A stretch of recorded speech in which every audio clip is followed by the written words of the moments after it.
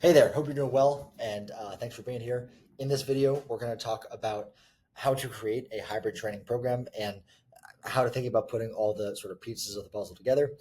If you don't know who I am, my name is Zachary Keith. Some of my educational credentials are right there. I'm not going to go through that. You can Google it if you're curious. I have worked with and coached people either in person or remotely for about 7 years now or so. And I have really maintained some sort of strength and endurance training my entire life. So just wanted to put that out there in case you don't know me and you're wondering if I'm a guy who is worth listening to, because I do think in regard to particularly training knowledge, a lot of the value of a piece of information should come from the intersection of some sort of formal education, some sort of personal experience, and then experience working with others. And I think that's what makes good general training information. So that said, let's kind of start talking about stuff. So general overview of what I want to cover in this video is briefly what is hybrid training and why I think everyone should do it in some way, shape, or form. Not going to spend too much time there. Going to try and get to the meat and potatoes sooner rather than later. We'll then talk about some sort of things to think about before you start actually writing down any session or thinking about how to go about putting a week together. We'll talk about how to program each component of strength and endurance in regard to a hybrid program specifically. And what I mean by that is taking into account the fact that programming strength with the idea that there is endurance strength of the week and vice versa. And then finally, we'll talk about how to kind of combine both of those disciplines into a schedule throughout a given week.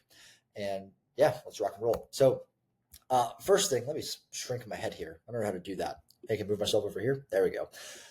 First thing that I think is worthwhile to consider when you're putting together a hybrid training program. Actually, let me back up. I completely skipped the first even point.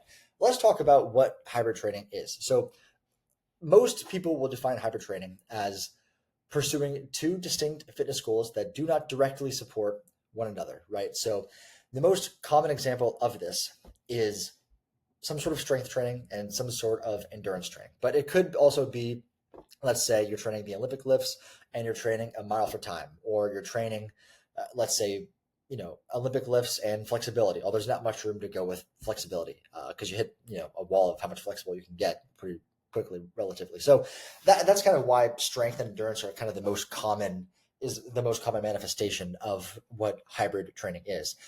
That said, the term hybrid training can encompass a super wide variety of things. Like there are a huge number of different strength, hypertrophy, like bodybuilding or power speed type goals you can pursue. And there's a wide variety of like conditioning and endurance type of goals that you can also pursue, and then even more combinations of those.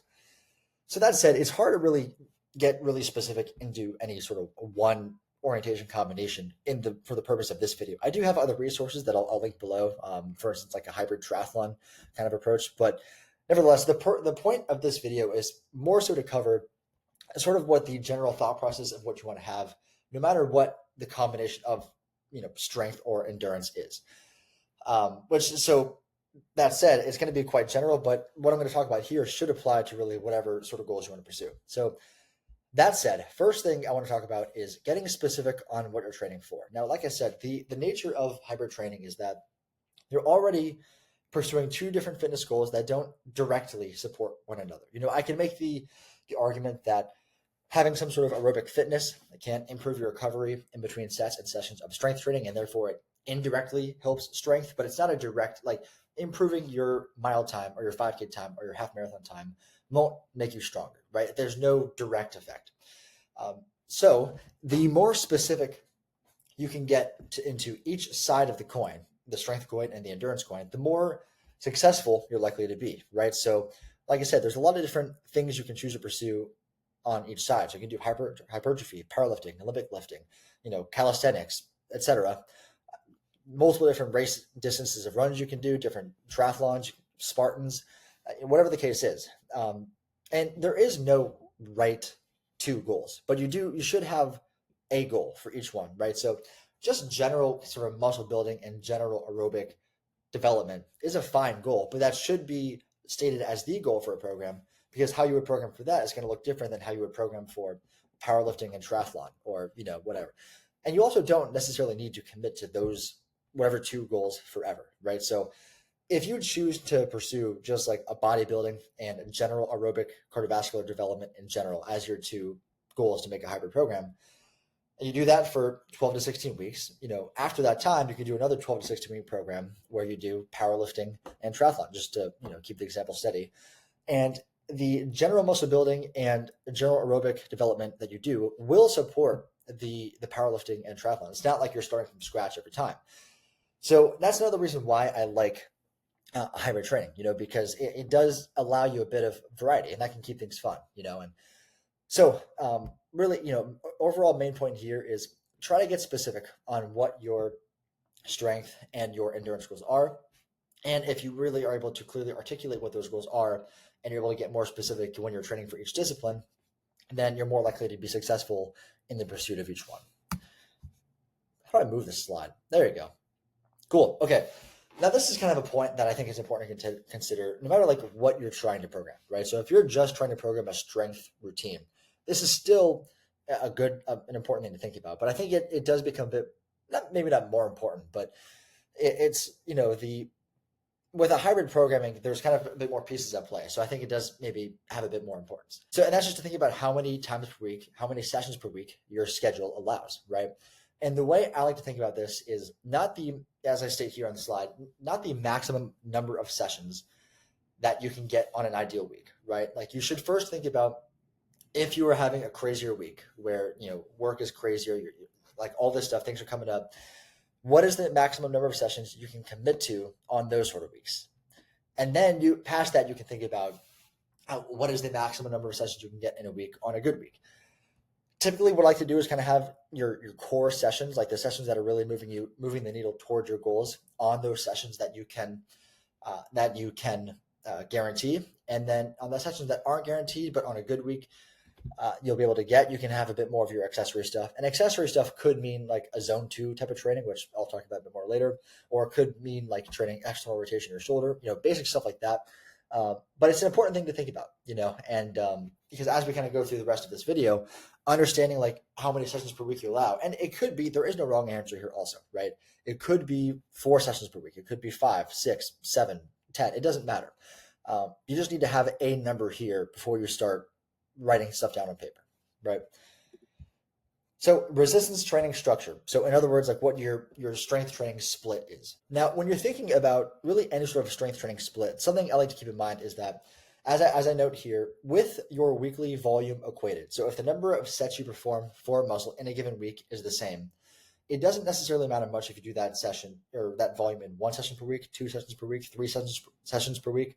If that total weekly volume is equated, most research suggests that the results you see long-term are going to be pretty much the same. And by the way, there's a number of papers that I'm using to kind of support the information in this video and the accompanying article. I'll link those below just as something you can click if you're interested in that. So that said, the reason I like to bring that up is because it does give you a bit of freedom in regard to how you structure the strength training split. Now, in terms of what split you're going to choose, it should be more guided by sort of practical reasoning as opposed to what's optimal for results, right? So because you have a whole other discipline of fitness to pursue, endurance, presumably, things like the bro split or a push-pull leg split, in my opinion, aren't ideal. And the reason, so bro split is classically defined as having a chest day, a back day, an arm day, a leg day, a shoulder day, etc. If you miss, so say life happens, as we talked about before, and you have to miss your Monday session, and Monday is when you do chest, for example. And typically, I recommend moving on just with the program if you have to miss a session. And I think a good program is structured in a way that allows for a miss session here and there. But for the sake of the example, let's say you have to miss that session and all of your chest volume is done in that Monday session. You would have lost 100% of your volume for your chest in that week. Whereas if you were, let's say, following a full body split and you're doing 3 full body workouts per week, as an example, and that chest volume is split up across those 3 workouts, then if you miss one session, you're still going to have enough volume in the other ones to still make results. And it's just not that big of a deal. And there's less sort of stress and that sort of feeling of needing to hit your session that's there. It's a bit more flexible for your life. So that said, that's kind of why I like full body splits or upper lower splits. So upper lower being something like a Monday upper, Tuesday lower, Thursday upper, Friday lower, or however you want to structure that. And then full body just being full body workouts. You train everything. and typically have at least 48 hours of rest in between each session. But that those are kind of the ones that I recommend most for a hybrid structure. And just to kind of touch back on why I don't think like a bro split or a push pull leg split, and there are other splits out there, but I think these two are just more common and they kind of paint the picture a bit better. A bro split would, in order to train everything that's in your body from a resistance training structure, and by the way, resistance training just refers to any sort of training you're doing against resistance, right? So that could be dumbbells, barbells, resistance bands, calisthenics, Olympic lifting, whatever, all that sort of stuff. A bro split is going to require you, 5 days in order to train everything. And you, in a hybrid program, you may not have or want to, resistance train 5 days out of the week because you have a whole other variable of fitness that you're pursuing, right? So just from like a scheduling perspective, I don't think they're that practical. And that's why I think a better split for a resistance training structure is an upper, lower, or a full body session. Intensity and volume. So intensity of resistance training is most practically defined as the number of reps away from failure that you get, right? So if the maximum number of reps that you can do on a set is 10, for example's sake, doing 9 reps with said weight or whatever weight that is will be more intense than doing 7 reps, right? And proximity to failure is defined as how many reps away from failure you got, right? So if 10 reps is failure, then 8 reps would be 2 reps shy of failure. And as I note here, your target intensity, and really whether you're training for strength or muscle building, should be about 1 to 3 reps shy of failure. There's a couple of good meta-analyses that suggest that training to this range, as opposed to training all the way to failure, is going to lead to pretty similar results, except getting 1 to 3 reps shy of failure is significantly less fatiguing than going all the way to failure. Now, of course, power training is a little bit different, like if you're sprinting or if you're doing an Olympic lift or whatever the case is. But, really just to keep things general, that overall looks a bit different. So I'm just going to cover strength and hypertrophy and that sort of stuff in this video. And then perhaps in the future, if you want to see more power stuff covered, I'll cover that later. So that defines volume, or that defines intensity. Volume, there's a pretty big paper that was just published on strength training volume and what's best for hypertrophy and strength. And the trend is pretty similar between strength and hypertrophy, but the ranges look a little bit differently. So for strength, there are some papers showing that you can see notable improvements in strength with just 1 set per week. And actually, before I continue, let me define volume real fast, right? And I do have an article covering that recent research paper that covers strength training volume and all that sort of stuff.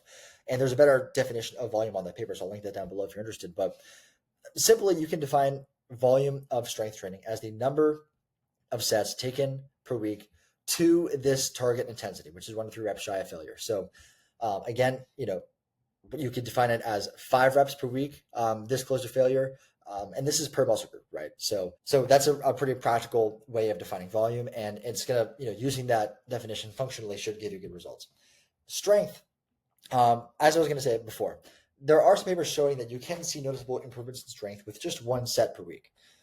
And then you tend to see more improvements in strength or greater improvements in strength with higher volume up to about 6 or so sets per week. If your goals, as you selected earlier, or as the number 1, tip number 1 suggested, are more strength oriented than hypertrophy oriented, then I would recommend using the upper end of that range, because 6 sets per week per muscle group just isn't that crazy of a volume. Another thing too is that strength training, there are some different sort of mindsets you would take for improving strength as opposed to building muscle. With strength training for the purpose of improving strength, typically you're thinking more about training movements and not muscles, and with muscle building you're thinking about training muscles and not movements. So you may not even see your volume as sets per muscle per week, but more so as sets per movement per week. But nevertheless, my sort of thought process here is that because the upper end of the range tends to be about 6 sets per week, and that's not crazy, I typically recommend using the upper end of that volume range. Now, hypertrophy has a much larger range of what seems to work from a volume perspective. So you tend to see noticeable improvements in muscle mass with 4 sets per week per muscle group taken, to this target intensity right here. You see greater improvements in muscle mass with more volume up to like 30 or 40 sets per week, which is a super impractical number just and kind of even ridiculous to think about from like a programmer perspective for most people's schedules. That said, it is worth noting that there's a pretty harsh diminishing returns the higher volume you go with hypertrophy training. So, and again, hypertrophy just means muscle building. That's like the science term for it. So let's say you're doing 6 sets per week as currently. Going from 6 sets per week to 8 sets per week is going to bring you much better results than going from 8 sets per week to 10 sets per week, even though that's the same absolute increase in volume. So my reason for saying that is to say that you shouldn't feel like you need to hit these super high volumes to really see improvements in muscle mass. For the purposes of a hybrid program, the sweet spot in my opinion, is somewhere between 6 to 15 sets per week, which itself is a pretty big range. And I think what determines where you fall within that range should really be decided by your kind of sort of personal affiliation with what volume works best for you, because people do seem to vary a little bit. And then just what works best with your schedule, which I think the latter portion of that statement is the more important. So an easy framework I like to use to kind of figure out what the best volume for you is with hypertrophy, start with the minimum effective dose of seeing results. So, 4, 5, 6 sets per week. And then over time, slowly add volume and just kind of track, what the results you're seeing are, and then how you feel, fatigue wise and, overall in your training and day to day. Over time, at a certain point, you are going to see not much more results for significantly increased perception of work or perception of fatigue. And around that point is we're going to really find out like what's the best calibration of volume for you. So those are kind of my notes on intensity and volume of strength training in a hybrid program. So now let's talk about some endurance. So quick kind of point that I want to make here. As I said earlier, with hybrid training, I think you should really be specific with what sort of strength, hypertrophy, or power goal you're going to pursue, and then what sort of like endurance goal you're going to pursue. So your primary exercise selection should be really whatever event it is that you chose earlier. The main thing I wanted to add here is that I think it's worth considering the value of just general aerobic development, no matter what like your overall goal is. So for example, if you're choosing to try and improve your 10K time, and that's the endurance event you chose. Of course, the majority of your endurance training should be made up of running, but having some sort of cross training for the purpose of just targeting your aerobic system and not necessarily everything else that encompasses running, like, cross training for running could be something like using an airdyne, a rower, a skier, swimming, etc. There is a lot of value there because it can help you get a good bit more volume of aerobic training than you could get with just running, depending on where you're at. And it's my opinion that overall the results you'll see long term with that as an inclusion, no matter sort of what the selection of exercise is, that your results will be better over time. Now, of course, if you're choosing something like triathlon, then that's kind of built in because it's already a multi-sport sort of event. But nevertheless, that's sort of the main point that I wanted to make with number 5 there. So endurance training, volume, and intensity. And much like strength training, this is really the bread and butter of how to program endurance training or aerobic training of any sort. My intention isn't to go super deep into like the nuances and the weeds of this and really, more so cover the basics of like what you might want to know from the perspective of programming this stuff in a hybrid program. So I'll just kind of give us some general definitions here and some general thoughts on what to do here. So intensity, the most common means of measuring intensity of endurance training or aerobic training or conditioning in general is heart rate and RPE. Now, heart rate is a bit more straightforward, how many times your heart is beating a minute. RPE stands for rate of perceived exertion. So it's basically a means of saying how hard you're trying on a scale from 1 to 10. It's a fancy way just to say that. A third but better way to measure intensity for endurance training is to use lactate and let that guide your training, but that's a bit more expensive and involved and sort of beyond the scope of this video and quite frankly not needed for most people. For using heart rate, you first need to know what your maximum heart rate is. You can either do a maximum heart rate test, which is the best way to do it, or you can use your age predicted maximum heart rate. Graded exercise tests are most commonly used to figure out what your maximum heart rate is if you're going to actually test it and see. I do have another sort of article and video coming out on that soon in the works right now. So if you're interested in that, just go ahead and consider subscribing or to this or my newsletter, which I'll link down below, and you'll get updated on that. As far as predicting your heart rate, just using an age predicted maximum heart rate formula, the most common one you'll see used is 220 minus your age. There's others that are, different papers will say, certain ones are more or less accurate. They certainly can be off by, up to 10 to 12 beats per minute in terms of how accurate they are to what your actual maximum heart rate is. But nevertheless, for most people, they're going to end up being good enough. And so if you just want something you can use to guide your training now without doing any sort of further testing, it'll probably work fine. You'll see different sort of, classifications of how to structure different heart rate zones when you're sort of guiding your training. Like the most common one you'll see across social media these days is the 5-zone model of endurance training, which is just basically that zone 1 would be 50 to 60% of your age predicted maximum heart rate. Zone 2, 60 to 70, zone 3, 70 to 80, zone 4, 80 to 90, and then 90 to 100% of your age predicted maximum heart rate would be zone 5. Again, I just say that to say that's probably the most commonly used one that's out there. I personally like to use just like a sort of modified 3-zone model, which is just saying 55 to 70-ish% of your maximum heart rate is going to characterize what you would call easy training. 70 to 85% of your maximum heart rate is going to characterize what you would call moderate training. And then above that, 85 to 100% of your maximum heart rate is going to characterize what you might call hard training. And then same thing for RPE. Instead of using even a scale, I like to just call it easy, moderate, hard. And I bracket it up that way because those are the 3 sort of intensities, through which you might want to program your endurance training. Heart rate, I would say, is probably better than RPE and can be a fun thing to track over time in terms of like how your heart rate changes during training throughout the course of a training program. But honestly, if you don't have a heart rate monitor of any sort, then RPE is going to work just fine. Volume of endurance training can be defined as the distance or duration that is completed at each individual sort of intensity at either the easy, the moderate, or the hard intensity. Now, the specific prescription of how you sort of orient the distribution between training intensity really varies a great deal between whether you're doing training for a 5K, training for a marathon, or whatever the case is. And by the way, I don't think either goal is better or worse. I do also think that a 5K all-out max effort is much more painful and more difficult than a marathon all-out max effort, assuming you can, run a marathon and not get hurt from the distance. But just to say that neither goal is necessarily better or worse, but it does have significant impact on how you distribute training and volume and intensity. In general, though, and for the purposes of specifically a hybrid program, this sort of framework is one you might see commonly said from other sources and should work well for most goals. And that is doing 50 to 70% of your total volume of endurance training at that easy intensity, whether you are subjectively rating the work as easy or you're doing 55 to 70% of your maximum heart rate. And again, heart rate also varies in terms of like what you're going to prescribe based on the modality you're doing, but that's a topic for another day. About 15 to 25% of your training should be moderate, so that's 70 to 85-ish% max heart rate. And then 5 to 10%, so very little, should be, that 85 to 100%, that really maximum cardiovascular effort. So just as, an example's sake, if you're going to do 4 sessions of endurance training in a week, 2 of which could be just simple easy runs, one of which could be a shorter distance tempo run, so a little bit faster pace than what you would do the easy runs at.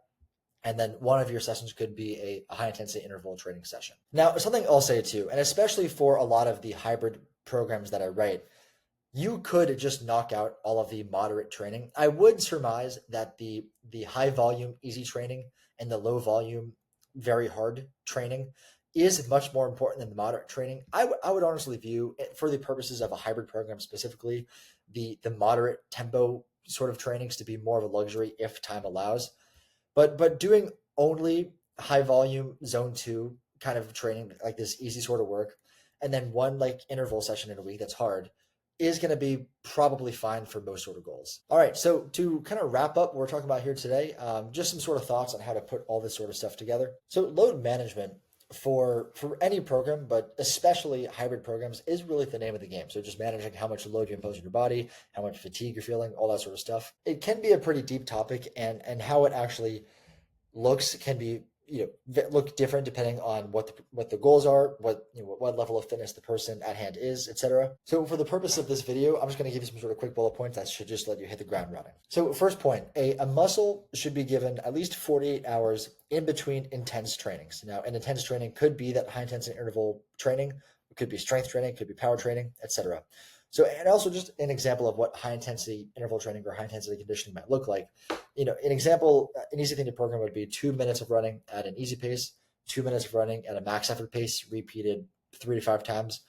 That would be an example of a true high intensity sort of training. So that's the first point. If you intensely train, whether you do a hard leg day or a hard interval run or whatever the case is, those muscle groups should be given at least 48 hours until they are trained again. In the context of doing max effort conditioning in general, so something like that session I just described before, ideally, I wouldn't recommend you do any sort of high intensity conditioning of any kind until 48 hours has passed. So, for example, let's say you do that interval run as I just described. So, 2 minutes of easy, 2 minutes of max effort, repeated 3 to 5 times. Ideally, that's going to be pretty fatiguing on the system at large. Generally, the most fatiguing sort of training you do will be that kind of training. So, whereas if you do a leg day, like a strength workout, and that would be intense for the legs, you could do, let's say an upper body workout the next day. If you do high intensity conditioning like that run, ideally you won't do any sort of training until 48 hours has passed, even if it's upper body stuff. And again, this does vary person to person, and the reference I'm drawing these sort of rules on, I will link below. But it's just a good general practice to sort of manage your fatigue and load in that way. So short or moderate distance endurance training can really be programmed anywhere as long as it's easy, right? So that's sort of, let me go back a slide here if I can do that. That's sort of easy intensity, 50 to 75% maximum heart rate sort of training. If it's done to a short or moderate distance, you can do that in the same day of a strength workout. You can do it after. You can do it generally not before of another workout, just because you don't want to be tired going into another training. But you can really put those sort of trainings wherever you want. And again, short or moderate distance, what that means is going to look very different for everyone, depending on like what a long distance run or a long distance cycle or swim or whatever looks like for you. But in general, if it feels short or moderate, you can put those wherever you want, wherever your schedule allows. A long distance or endurance or duration endurance training, even if it's done at an easy intensity, generally you should give your system at least 24 hours before you do any kind of training again, largely because that's going to really deplete your carbohydrate stores a good bit, and you want to give yourself that time to sort of replenish those so that your next training isn't hindered by that limiting factor, and it's more hindered by your just ability to perform. So with that said, I'm going to end this video here. I hope that was somewhat helpful or interesting, or it helps you kind of, make some better progress in your hybrid pursuits if you're pursuing that. I appreciate your time greatly for being here, and I will see you next time.